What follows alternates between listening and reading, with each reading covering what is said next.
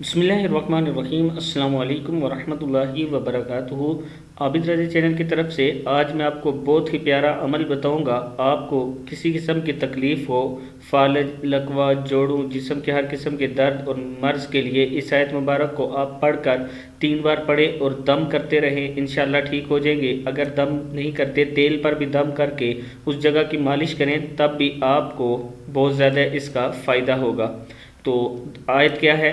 بنی اسرائیل کی 105 نمبر آیت ہے قرآن پاک کی، میں آپ کو بتا دیتا ہوں۔ بسم اللہ الرحمن الرحیم۔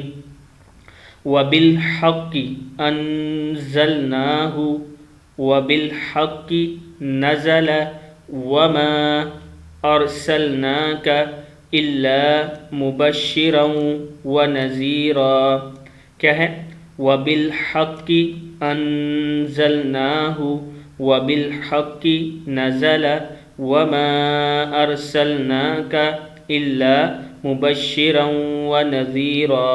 ایک بار پھر پڑھ لیں۔ وَبِالْحَقِّ أَنزَلْنَاهُ وَبِالْحَقِّ نَزَلَ وَمَا أَرْسَلْنَاكَ إِلَّا مُبَشِّرًا وَنَذِيرًا۔